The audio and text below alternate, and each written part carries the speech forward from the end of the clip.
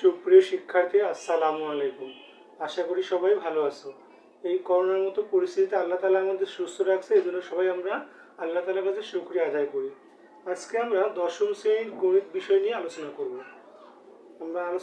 আজকে দশম শ্রেণীর গণিত বইয়ের 13তম অধ্যায় ধারাবাহিক নিয়ে। আমরা গত একটি ক্লাসে সমান্তর ধারা নিয়ে আলোচনা করেছিলাম। আজকে আমরা সেই সম্পর্কিত একটা সৃজনশীল করব। এই সৃজনশীলের মাধ্যমে আমরা আরও কিছু টেকনিক শিখব যে কীভাবে সমান্তর ধারার অঙ্কগুলো করা যায়। আজকে পুরো ক্লাসে আছি আমি মোহাম্মদ ফিরোজ শেখ, সহকারী শিক্ষক, কেএসবি মাধ্যমিক বালিকা বিদ্যালয়, পাইকগাছা, খুলনা। সুপ্রিয় শিক্ষার্থীরা, আসো দেখি আমরা আজকে কি বিষয় নিয়ে আলোচনা করতে যাচ্ছি। আমরা এখানে একটা সৃজনশীল প্রশ্ন লিখে রেখেছি। আমরা গত অধ্যায়ের সঙ্গে যে অঙ্কগুলো আমরা করেছিলাম তার রিলেটেড একটা প্রশ্ন আমি দেখছি। প্রথমে লেখা একটি সমান্তর ধারার সপ্তম পদ 5 এবং 15তম পদ -27 হলে প্রথম পদ এ এবং সাধারণত ডি বিবেচনা করা হলো। এটা ছিল উদ্দীপক। এবং আমাদের কি করতে হবে, ক নম্বর প্রশ্ন বলছে প্রদত্ত তথ্যের ভিত্তিতে একটা সমীকরণ গঠন করো। অর্থাৎ আমাদের এখানে যে তথ্য দেওয়া আছে সেই তথ্যের উপর ভিত্তি করে আমাদের কি করতে হবে, একটা সমীকরণ গঠন করতে হবে। তাহলে আমরা প্রথম প্রশ্নটা দেখি কি বলছে, যে সমীকরণ গঠন করো। তাহলে কি তথ্য বলছিল? প্রশ্ন তথ্য বলছিল একটি সমান্তর ধারার সপ্তম পদ, একটি সমান্তর ধারার সপ্তম পদ আছে 5 এবং আছে 15তম পদ -27 এবং 15তম পদ -27। এটা ছিল আমার উদ্দীপক। এবং তারা বলছিল যে প্রথম পদ এ সাধারণ অন্তর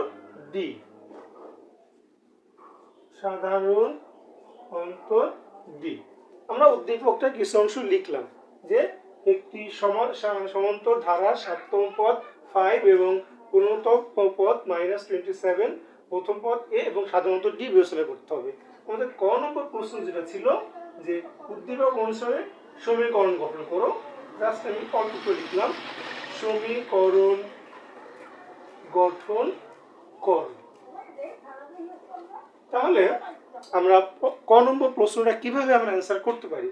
আমাদের বলেছে সমীকরণ গঠন করো। তাহলে আমাদের প্রথমে উদ্দীপক থেকে যে জিনিস দেওয়া আছে সেই জিনিসগুলো আমাদের কি করতে হবে, এখানে লিখতে হবে। আমরা লিখবো, অ্যান্সার শুরু করলাম। দেওয়া আছে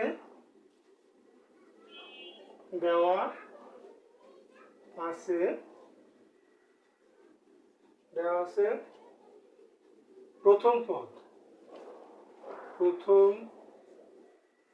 পদ এ সাধারণ অন্তর ডি। আমাদের যখন কোনো প্রশ্নে আমাদের ধারা দিয়ে দেয়, আমরা প্রথম পদ এ সমান সমান লিখি। যেহেতু এখানে আমাদের প্রথম পদকে এই বিবেচনা করতে হবে, সেহেতু আমরা প্রথম পদটাকে এ লিখলাম। আর সাধারণত আমাদের ডি বিবেচনা করতে হবে, মান দেওয়া আমরা ডি লিখলাম। এইটা আমাদের দেওয়া আছে লিখলাম। এরপরে আমরা জানি একটা জিনিস, যে আমরা কি জানি, n তম পদ হচ্ছে a plus n minus 1 into D. n তম পদ, এখানে n আমাদের একটা রূপক হিসেবে ব্যবহৃত হয়। অর্থাৎ আমরা যদি যে তম পদ বের করতে চাই, n এর জায়গায় সেটা বসাই দিলে আমাদের সে মানটা বের হয়। তাহলে আমাদের এখানে কত পদ দরকার, খেয়াল করো, আমাদের আছে সপ্তম পদ দরকার আর 15তম পদ দরকার। তাহলে আমরা n থেকে আমি লিখে লিখি 7তম পদ। আমরা কি বলছিলাম, যে n এর জায়গায় কি বসাবো, 7। তাহলে a plus 7 minus 1 into D. কত হচ্ছে, a প্লাস 7 থেকে 1 মাইনাস করলে 6d। তাহলে আমাদের 7তম পদ a প্লাস 6d। এবং আমাদের দরকার 15তম পদ। 15তম পদ a plus 15 minus 1 into D.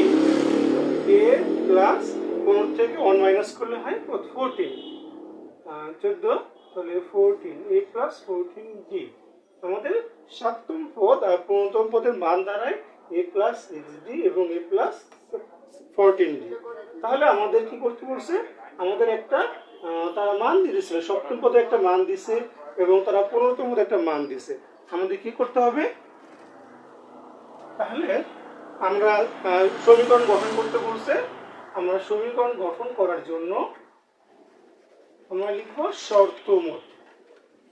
শর্ত মত, দেখো খেয়াল করো, শর্ত মতে।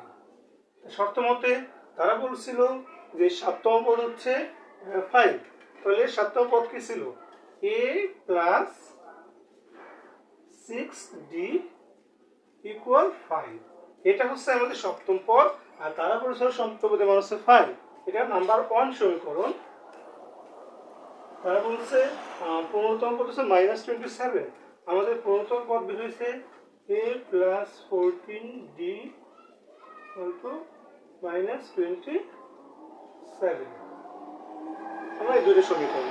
আমাদের প্রথম প্রশ্ন ছিল যে প্রদত্ত তথ্যের ভিত্তিতে সমীকরণ গঠন করো। সুপ্রিয় শিক্ষার্থীরা, যদি কখনো এইভাবে কোনো অঙ্ক আমাদের সৃজনশীল চলে আসে যে সমীকরণ গঠন করো, তাহলে আমরা যেটা বিবেচনা করতে পারবো প্রথম পদ এবং সাধারণ অন্তর, আমরা সেভাবে বিবেচনা করব এবং পরবর্তীতে আমরা সূত্র অনুযায়ী সেই পদ দুটো বের করব।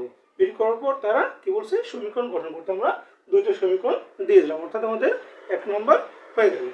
আমাদের এই ধরনের অঙ্ক আসলে আমাদের এভাবে করতে হবে। এবার আমরা দেখি আমাদের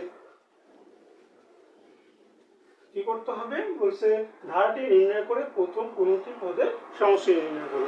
শুধু শিক্ষার্থীরা, সমীকরণ গঠন করার পরে আমাদের যখনই ধারাটা নির্ণয় করতে হবে, আমাদের খেয়াল রাখতে হবে আমাদের ধারার প্রথম পদ আমরা দেখলাম a, সাধারণত ধরলাম d, অর্থাৎ a এবং d এর এই মান বের করতে হবে।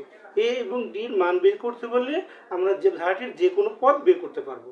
তাহলে আমাদের ধারাটা পরিষ্কারভাবে আমরা বুঝতে পারবো। তাহলে আমাদের এই 2 নম্বরটা, খ নম্বরটা আমরা এখান থেকে শুরু করতে পারি। আর আমরা লিখব যে ক থেকে পাই। ক থেকে পাই আমরা ওই শর্ত মতে ওইখানে একটু মুছে দিয়ে আমরা এখান থেকেই অঙ্কটাকে, তোমরা কিছু করবা, আমি এখান থেকে করলাম। তো আমরা লিখব ক থেকে পাই। ক থেকে পাই। ক থেকে পাই আমরা এই দুটো সমীকরণ, 1 নম্বর এবং 2 নম্বর। অর্থাৎ এখন আমাদের এখন মেন কাজ ধারাটা বের করতে হলে সর্বপ্রথম আমাদের কি করতে হবে, আমাদের ডির মান এবং এর মান বের করতে হবে। আমরা যদি এই দুইটা মান বের করতে পারি তাহলে আমরা ধারাটার যে কোনো পদ বের করতে পারবো। তাহলে এখান থেকে আমাদের যে সহজ বুদ্ধিটা হচ্ছে যে বিয়োগ করা, অর্থাৎ আমরা লিখতে পারি 2 বিয়োগ 1, অর্থাৎ সমীকরণ 2 থেকে সমীকরণ 1কে আমরা বিয়োগ করলাম। তাহলে আগে যেহেতু সমীকরণ 2 লিখছি, আমরা লিখি a প্লাস 14d ইকুয়াল -27। এবার লিখব a প্লাস 6d ইকুয়াল 5। যেহেতু আমরা মাইনাস করবো, তোমরা সবাই জানো যে মাইনাস করতে গেলে আমাদেরকে সাইন চেঞ্জ করতে হয়, অর্থাৎ চিহ্নগুলো পরিবর্তন করতে হয়। আমরা এখন এখানে প্রত্যেকটা সাইন চেঞ্জ করবো।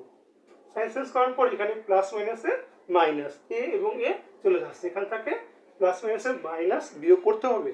তাহলে 14 থেকে 6 গেলে থাকে 8d ইকুয়াল মাইনাস, এখানে মাইনাস হয়েছে প্লাস, যেহেতু মাইনাস হয়েছে প্লাস তাহলে আমাদের কত, -32। 7 আর 5 12/2, হাতে 1 2 and 3 32। এরপরে আমরা বের করলাম d equal -32 divided 8 4, d equal to -4। আমরা কিন্তু d এর মানটা পেয়ে গেলাম। তাহলে আমাদের d এর মানটা পেয়ে গেলে আমরা যদি যে কোনো একটা সমীকরণে d এর মান বসাই, তাহলে আশা করি আমরা এর মানটা পেয়ে যাব। খেয়াল করি d এর মান 1 নং সমীকরণে বসিয়ে পাই। d এর মান 1 নং সমীকরণে a প্লাস 6d ইকুয়াল 5। বা a প্লাস 6 ডি এর মান -4।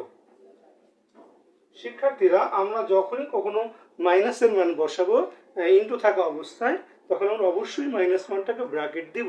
যদি আমরা ব্র্যাকেট না দিই তাহলে দুইটা সাইন, আমরা খেয়াল করে এখানে আমরা যদি ব্র্যাকেট না দিতাম, এই যে ইনটু আর মাইনাস পরপর দুইটা সাইন হয়ে যেত, এটা গাণিতিকভাবে কখনো করা যায় না। এই জন্য ব্র্যাকেটটা না দিলে তোমার অঙ্কটা ভুল হয়ে যেতে পারে। তোমরা সবসময় যখনই কখনো মাইনাসের মান বসাতে চাও বা বসাবে, তখন তোমাদের ব্র্যাকেট দিতে হবে। আমরা এখানে উপর থেকে একটু মোছার চেষ্টা করি।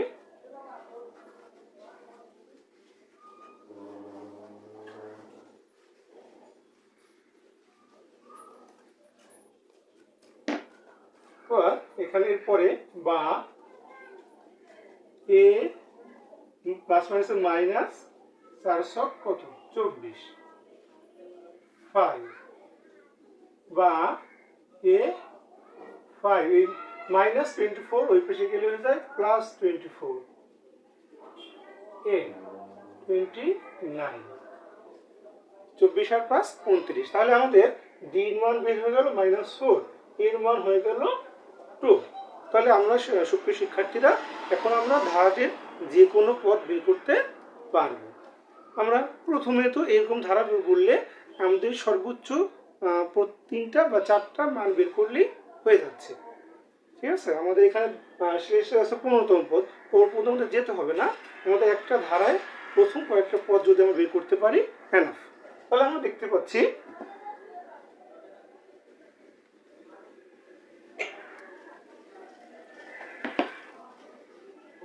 পাচ্ছি এখানে প্রথম পদ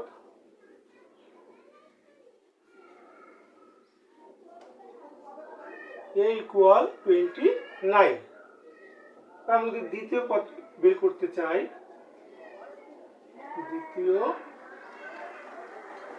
পদ বের করতে হলে আমরা কি এখানে a plus 2 minus 1 into D প্রয়োগ করতে পারি, কারণ আমাদের n তম পদ ছিল কি, আমরা একটু পাশে রেখে a plus n minus 1 into D, অর্থাৎ এই n এর এখানে আমরা যত বসাবো তততম পদের মান বের হবে।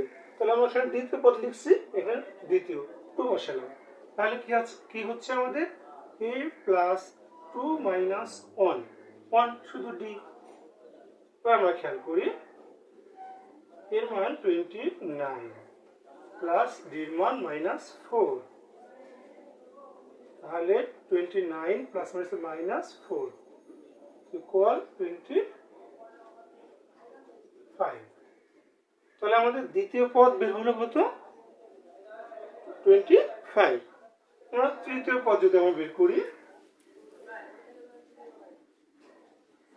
a plus 3 minus 1 into D, a plus 2d, a plus আমরা এর মান বসাবো 29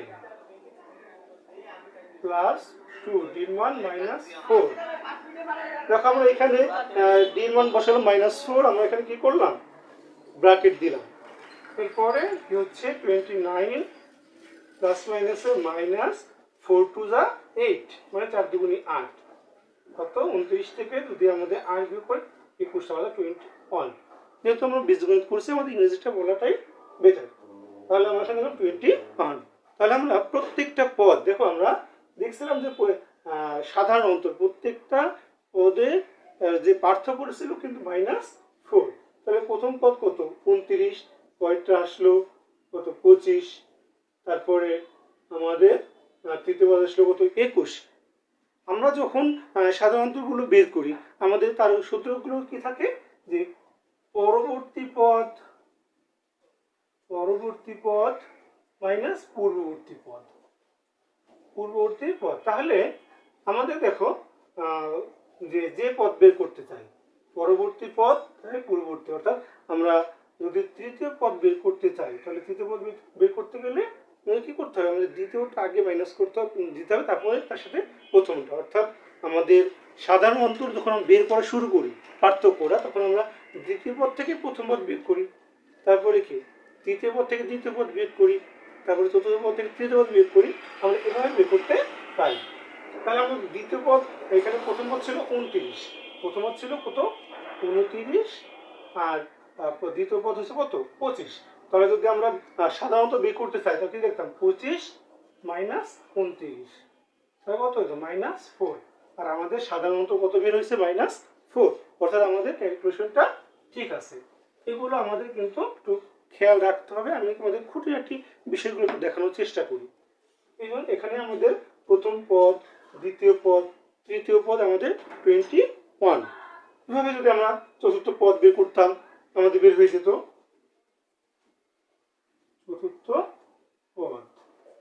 চতুর্থ পদ যখন a plus 4 minus 1 into D, a plus 3d 29 plus 3 into -4, তাহলে কত হচ্ছে 29 প্লাস মাইনাস 3 4 যা 12, 12 17, আমাদের চতুর্থ পদ 17। তাহলে আমরা বলছিলাম যে একটা ধারা বের করতে গেলে আমরা কিন্তু এভাবে বের করতে পারি। এখন আমাদের কি বলছিল, আমাদের অঙ্কটা বলছিল যে ধারাটি নির্ণয় করো এবং প্রথম 15টি পদের সমষ্টি, প্রথম 15টি পদের সমষ্টি। তাহলে আমরা কিন্তু ধারাটা এখন লিখতে পারি কিভাবে। অতএব ধারাটি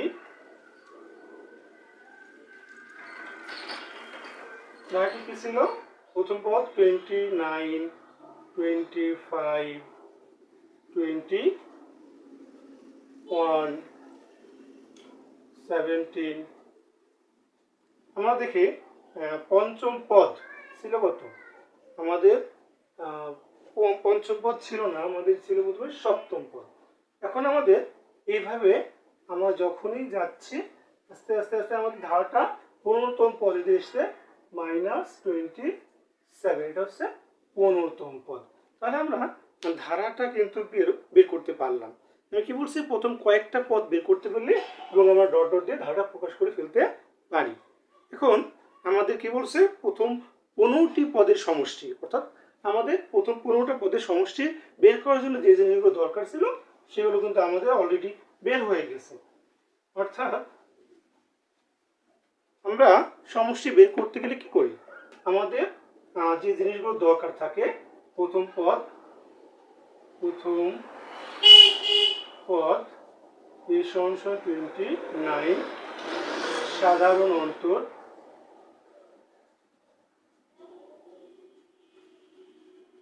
d = -4, আর পদ সংখ্যা কয়টা, 15টা, অর্থাৎ 15টা পদের সমষ্টি। তাহলে আমরা যখনই পদ সংখ্যা সুনির্দিষ্ট করতে পারি আমরা জাস্ট সূত্রটা বসিয়ে দিতে পারি। আমি তো আমরা জানি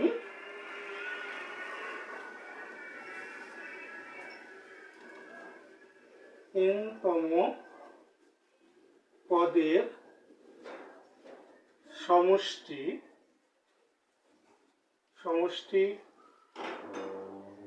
Sn = n/2 twice a plus n-1 into d। সুপ্রিয় শিক্ষার্থীরা, এই সূত্রটা আমাদের মুখস্থ করতে বলেছিলাম যে সমষ্টির সূত্র। যখনই আমরা মান জানি তাহলে আমাদের বলছে প্রথম 15টা পদের সমষ্টি। তাহলে প্রথম আমরা লিখব 15 পদের সমষ্টি S15 কল n এর মান কত 15 ডিভাইডেড 2 এর মান 29 প্লাস 15 মাইনাস 1। আমরা ডির মানটা একটু পরে বসে দিই, মাইনাস মানটা আমাদের ওইখানে মাইনাসটা দিতে হবে, আমরা এগিয়ে নিয়ে আসি। 15 ডিভাইডেড 2, 29কে যদি আমরা 2 দিয়ে গুণ করি 58 প্লাস 14 ইন্টু ডির মান -4। আমরা ক্যালকুলেশন যদি করতে চাই 58 প্লাস মাইনাসে মাইনাস, 4 4 কত 56। এখন আমরা 15 ডিভাইডেড 2 ইন্টু 2, তাহলে আমরা যদি এখানে 2 2 কেটে দিই তাহলে 15, আমাদের জাস্ট 15টা পদের সমষ্টি হচ্ছে 15। আমরা দেখলাম যে 21 দিয়ে আমাদের প্রথম পদটা শুরু হয়েছিল, আস্তে আস্তে আস্তে আমাদের ধীরে ধীরে কি হচ্ছে, ধীরে ধীরে আমাদের মানগুলো কমতেছিল। এর পরবর্তীতে কি আমরা যখনই যাচ্ছি আমরা আস্তে আস্তে ধীরে ধীরে আমাদের -1 চলে আসে। এরকম যদি 15টা পদ আমরা পরে ক্যালকুলেশন করি, সমষ্টি বের করে আমাদের মান হচ্ছে 15। তাহলে সুপ্রিয় শিক্ষার্থীরা, আমরা দুইটা সৃজনশীলের দুইটা অংশ শেষ করে ফেললাম। ক নম্বরে আমাদের সমীকরণ গঠন করতে বলছিল, আমরা সমীকরণ গঠন করলাম, এবং দ্বিতীয়ত আমাদের বলছিল ধারাটা নির্ণয় করো এবং 15টা পদের সমষ্টি বের করো। এই ধরনের অঙ্ক যদি থাকে শিক্ষার্থীরা, তোমরা এই সূত্র এভাবে বসিয়ে প্র্যাকটিস করতে পারো। আশা করি ইনশাআল্লাহ তোমাদের অঙ্কগুলো যদি ক্যালকুলেশনে কোনো ভুল না হয় তাহলে অ্যান্সারটা ঠিক হবে। এবার আমরা সৃজনশীলের গ নম্বরটা শুরু করি। এই গ নম্বর সৃজনশীলে আমরা আর একটা নতুন নিয়ম শিখতে যাচ্ছি। সেটা হচ্ছে কি, আমাদের খেয়াল করো এখানে কি বলছে, যে ধারাটির প্রথম n সংখ্যক পদের সমষ্টি 783 হলো। অর্থাৎ কি বলছে, গ নম্বর প্রশ্নটা আমরা একটু বোর্ডে তুলি। ধারাটির প্রথম n সংখ্যক পদের সমষ্টি, প্রথম n সংখ্যক পদের সমষ্টি, ধারাটির প্রথম n সংখ্যক পদের সমষ্টি -783 হলে n এর মান নির্ণয় করো। যদি একই ধারার কথা বলছে সেখান থেকে আমরা কি লিখতে পারি, দেয়া আছে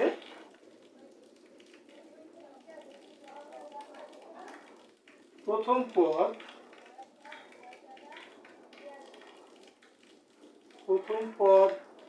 a = 29, সাধারণ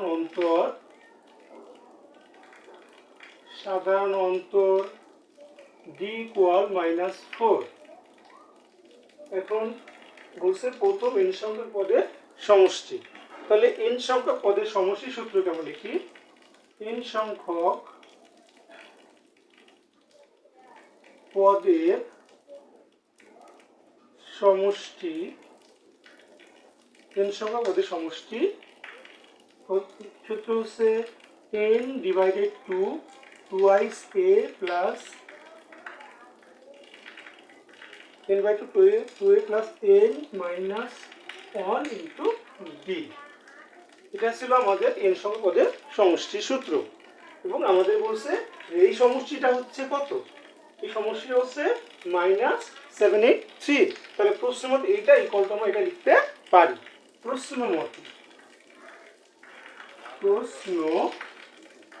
মতে n by 2 twice a plus n minus 1 into d, এটা হচ্ছে সমষ্টির সূত্র। আর এই সমষ্টির মান হচ্ছে কত, -783। এখানে আমাদের n এর মানটা বের করতে হবে। সুপ্রিয় শিক্ষার্থীরা, আমরা এই ক্যালকুলেশন করার আগে আমরা বলছিলাম যে নতুন একটা অঙ্ক আমরা শিখছি। এই ধরনের কয়েকটা অঙ্ক আমাদের বোর্ড বইয়ে আছে, সেগুলো আমাদের প্র্যাকটিস করতে হবে। এবং এই ধরনের একটা অঙ্ক সাধারণত পরীক্ষা করতে পারে, যে কী করবে, তোমাদের একটা ধারার সমষ্টি দেওয়া থাকবে কিন্তু ধারাটার পদ সংখ্যা বলবে না, অর্থাৎ n এর মানটা বলা হবে না। সেই n এর মানটা তোমাদের কি করতে হবে, বের করতে হবে। n এর মানটা তোমাদেরই বের করে অ্যান্সারটা বের করতে হবে n এর মানটাই। তাহলে আমরা এই ধরনের অঙ্ক কি বলছি, যে বই অনেকগুলো পাবো, আমরা প্র্যাকটিস করে ফেলবো। আমরা প্রথমে ধারাটার প্রথম পদ দেখব, সাধারণ অন্তরটা বের করব, সমষ্টি লিখব, সমষ্টির সমান এটা বলবে, এবং আমরা ক্যালকুলেশন করতে থাকবো। এখানে n এর মান আমাদের বের করতে হবে। তাহলে বা n by 2 এর মান হচ্ছে 29, n মাইনাস 2, ডি মান হচ্ছে -4। দেখো আমরা মাইনাস মান বসালাম, এখানে আমরা ব্র্যাকেট দিলাম। মাইনাস মান বসালে আমাদের কি করতে হয়, ব্র্যাকেট দিতে হয়। ইকুয়াল -783। আমাদের উপরের জিনিসগুলোর প্রয়োজন নেই, এটা আমরা মুছে দিতে পারি।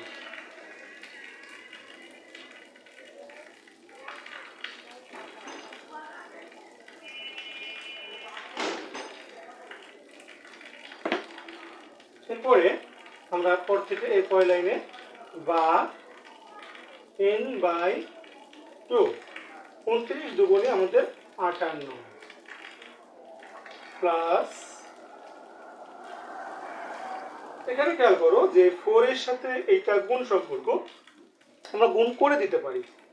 প্লাস মাইনাসে মাইনাস, 4 এর সাথে n গুণ করলে 4n, মাইনাসে প্লাস, 4 অক্ষে 4, আমাদের মাইনাস ইকুয়াল -783 বা n/2।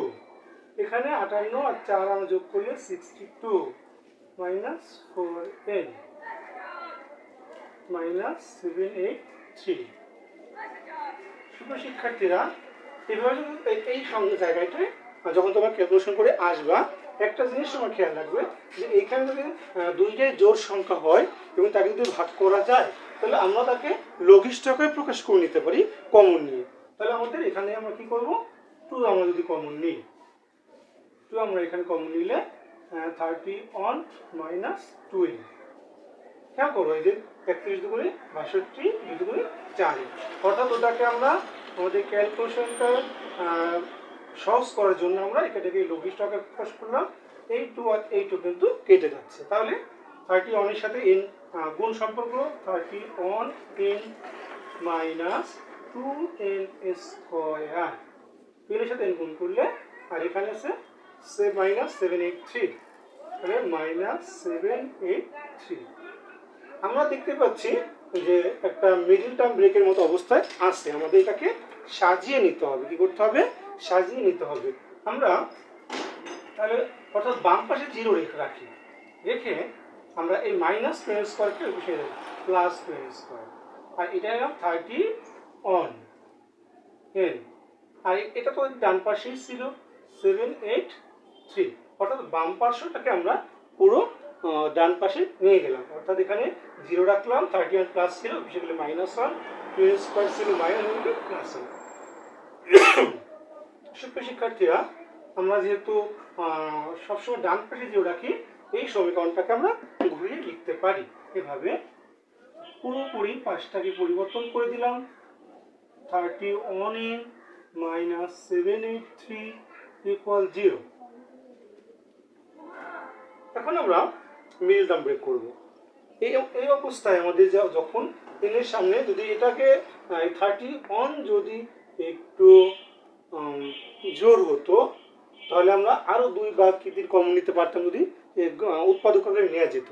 যেহেতু এখানে এটা করা যাচ্ছে না, তো 783 কে 2 দিয়ে আমাদের গুণ করতে হবে। এটা আমরা একটু রাফ করি পাশে, তো 783 আমরা 2 দিয়ে গুণ করলে 3 2 6, 8 2 16, 1 7 2 14, 15। তাহলে এই যে আমাদের যে সংখ্যাটা আসছে, এই সংখ্যাটাকে আমাদের কি করতে হবে, ভাঙিয়ে মিডল টার্ম ব্রেক করতে হবে। সুপ্রিয় শিক্ষার্থীরা, মিডল টার্ম ব্রেক একটা খুবই সহজ ব্যাপার। তোমরা যারা বুঝতে পারো তাদের কাছে অনেক ভালো লাগে, আর যারা বোঝো না তাদের কাছে অনেক কঠিন মনে হয়। তো আমরা যেটা মিডল টার্ম ব্রেক মানে কি, মধ্যপথটাকে ভাঙা, মাঝের পথটাকে বিশ্লেষণ, অর্থাৎ এমনভাবে আমরা বিশ্লেষণ করব যাতে এই সংখ্যাটা মানে যোগ করলে মাঝেরটা আসে আর গুণ করলে শেষেরটা আসে। এবার আমরা দেখি এটা কত দিয়ে করা যায়। যেহেতু জোড় সংখ্যা আছে 6, অবশ্যই 2 দিয়ে ভাগ করা যাচ্ছে। তাহলে আমি কত, 7 দুগুণে 14, 1 থাকে, 8 দুগুণে 16, 3 দুগুণে 6, আমরা 2 দিয়ে করতে পারলাম। এর শেষে আছে 3, তো সেই 3 আছে, অর্থাৎ আমাদের 2 দিয়ে ভাগ করা যাচ্ছে না। এবার আমরা 3 দিয়ে করি, দেখি 3 দুগুণা 6 থাকে কত, 1, 18, 3 6, 18, 3 অক্ষে 3, 3 অক্ষে 3, 3 18, 8 8 মানে 7, অর্থাৎ আমরা 3 দিয়ে ভাগ করতে পারলাম। আবারও আমরা এটাকে 3 দিয়ে করতে পারবো যদি শেষে বিজোড় আছে 1, তাহলে 3 8 24, 26 থেকে 24 গেলে 2 21, 3 7 21, 3 87 কত, 3 7 যা 21, 2 3 8 3 যা 24 26, ওকে। এবার আবারও আমরা 3 দিয়ে করতে পারি, 3 29 কত 87। আমরা এরপরে দেখছি যে 29 অর্থাৎ 29 আসছে। আমরা যখনই মিলিটাম ব্রেক করবো আমরা এভাবে লসাগু করে নিতে পারি, আর লসাগু সারা যদি আমরা কেউ করতে পারি সহজে সেটা আমরা করলাম, কিন্তু এটা হচ্ছে আমরা ভালোভাবে আমরা করতে পারলাম। এখন এখানে 1টা 2টা 3টা 4টা 5টা আমাদের 2টা পক্ষ দরকার। আমি বলছি মধ্যপদকে ভাঙবো, কয়টা পদে ভাঙবো, 2টা পদে। তাহলে আমি একটু খেয়াল করি, এখানে আছে 3 দুগুণা 6, 3 6 18, 3 18 54, 54 দেখি, 54 থেকে যদি আমরা 29 বিয়োগ করি হচ্ছে না, তাহলে আমাদের 31 হচ্ছে না। তাহলে আমরা একটু খেয়াল করি, 29 দুগুণে এখানে কত 58, আর 3 3 9, 3 9 27, 27 থেকে যদি 58 বিয়োগ করি 31 আছে। খেয়াল করছো আমরা কিভাবে এটাকে ভেঙে ভেঙে দেখছি? আমাদের 2টা, প্রথমে আমরা করছিলাম যে 29 আর 54 হচ্ছিল না, পরে আমরা 29 দুগুণে 58 করলাম, আর এখানে পাইলাম 27, 58 থেকে 27 বিয়োগ করলে কত 31, দেখো তো মাঝের পদ কত 31, এবং তুমি যদি গুণ করো অবশ্যই এই যে 1566 হয়ে যাবে। অর্থাৎ সুপ্রিয় শিক্ষার্থীরা, মিডটার্ম ব্রেকটা এমন একটা মজার জিনিস, আমরা লসাগু করব, আর এখানে যদি 2 না থাকতো তাহলে আমরা শুধু এটাকে ভাঙতাম, যেহেতু সামনে 2 আছে এই 2টাকে এটার সাথে গুণ করে তারপর ওটাকে ভাগতে হবে। আমরা ভেঙে ভেঙে দুটো পর পেলাম 58 আর 27, এটা বিয়োগ করলে 31 হয়। আর একটা জিনিস আমাদের খেয়াল রাখতে হবে, এই 31 এর আগে যে চিহ্ন থাকবে এখানে বড়টার আগেও সে চিহ্ন রাখতে হবে, কারণ আমরা জানি যোগ বা বিয়োগ করার পরে সবসময় বড়টার চিহ্ন বসে। আমরা যোগ করি বা বিয়োগ করার পরে আমাদের যে বড়টা সংখ্যা থাকে তার চিহ্ন। তো আমাদের এখানে যখন আমরা ভাঙলাম আমরা জানলাম 58 হবে, আমরা জানলাম 27 হবে। এখন কোনটা আমরা কোন চিহ্ন দেব? অবশ্যই তো 58 থেকে 27 তো মাইনাস করতে হবে, মাইনাসটা হলে তো হচ্ছে না। তাহলে আমাদের কি করলাম, 29 square minus 58n plus 27n minus 783। সুপ্রিয় শিক্ষার্থীরা, আশা করি তোমরা মিডটার্ম ব্রেকটা বুঝতে পারছো। আমাদের যখনই এরকম একটা পর্যায়ে আসবে, সামনে সংখ্যা থাকলে সেটা গুণ করে তারপরে লসাগু করে 2টা অংশে ভাগ করতে হবে, এবং সে আমরা ভাগ করে দেখতে হবে যোগ বিয়োগ করে মাঝখানটা পাবো কিনা আর গুণ করে শীর্ষটা পাবো কিনা। ক্লিয়ার? আমরা এরপরে এটাকে লিখলাম। এবার দেখো এখান থেকে আমরা 2n কমন নেওয়া যায়, তাহলে এখানে শুধু n থাকে, মাইনাস 29 প্লাস 27n মাইনাস 29। আমরা 783-কে 27 দিয়ে ভাগ করে 29 থাকে, আমরা নাইলে 27 আর 29 গুণ করে দেখতে পারি। 7 × 3 আর 6, 9 × 8 = 24, 7 × 2 = 4, 8 = 1 5, 3 8 7, দেখছো? অর্থাৎ আমাদের এটা ঠিক আছে। আর অবশ্যই খেয়াল রাখতে হবে মিডটার্ম ব্রেকে আমাদের এই 2টা অংশ সবসময় এক হবে, আর তোমার যদি এই 2টা অঙ্ক এক না হয় তাহলে বুঝতে হবে তোমার মিডটার্ম ব্রেকটা হয়নি, তোমাকে আবার সেটা করে দেখতে হবে। ক্লিয়ার?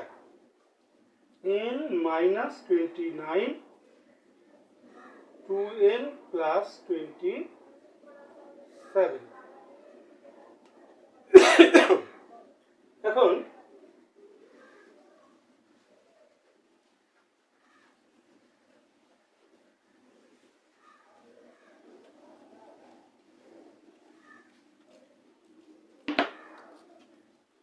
হয় অথবা হয় n minus 29 equal 0 বা n সমান 29, n এর মান 29, অথবা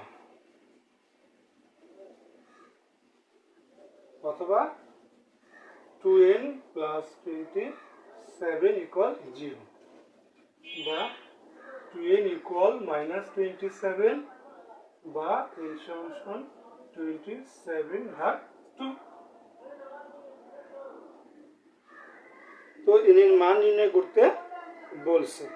আমাদের সবসময় মাথায় রাখতে হবে যে এই অঙ্কগুলো এভাবে করলে যে যদি ক্যালকুলেশনটা ভুল না হয় তাহলে বুঝছে এর মান কত। নির্ণয় মান ইকুয়াল 29 বা -27/2।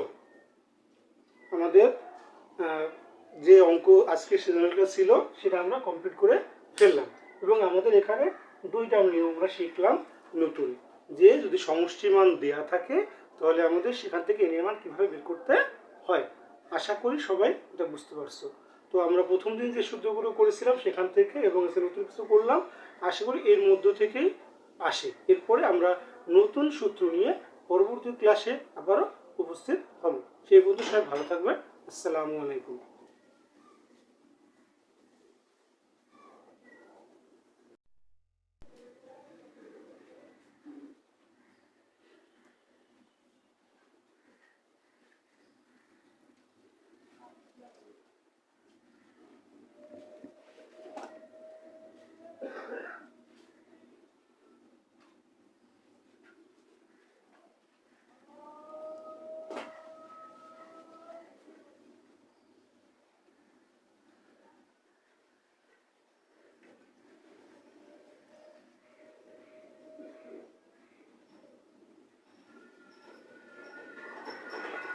সুপ্রিয় শিক্ষার্থীরা, আসসালামু আলাইকুম। আসলে এখানে একটা জিনিস আমাদের খেয়াল রাখতে হবে, সেটা হচ্ছে এখানে এন হচ্ছে পদ সংখ্যা। এই পদ সংখ্যাটা আমাদের যেহেতু ভগ্নাংশ হয়েছে তো এটা গ্রহণযোগ্য নয়।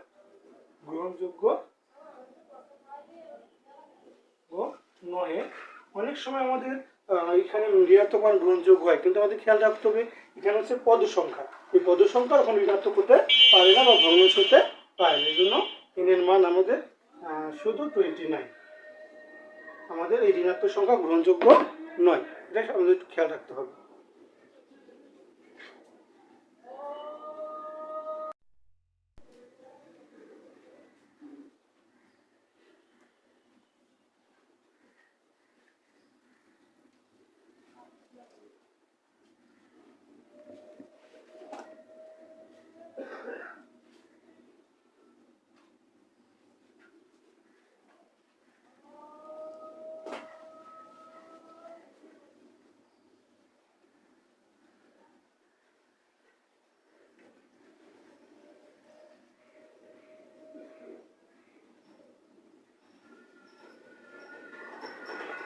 সুপ্রিয় শিক্ষার্থীরা, আসসালামু আলাইকুম। আসলে এখানে একটা জিনিস আমাদের খেয়াল রাখতে হবে, সেটা হচ্ছে এখানে এন হচ্ছে পদ সংখ্যা। এই পদ সংখ্যাটা আমাদের যেহেতু ভগ্নাংশ হয়েছে তো এটা গ্রহণযোগ্য নয়। গ্রহণযোগ্য নয়। অনেক সময় আমাদের এখানে ঋণাত্মক মান গ্রহণযোগ্য হয়, কিন্তু আমাদের খেয়াল রাখতে হবে এখানে হচ্ছে পদ সংখ্যা। এই পদ সংখ্যা এখন ঋণাত্মক হতে পারে না বা ভগ্নাংশ হতে পারে না। এই জন্য এর মান আমাদের শুধু 29। আমাদের এই ঋণাত্মক সংখ্যা গ্রহণযোগ্য নয়, এটা আমাদের একটু খেয়াল রাখতে হবে।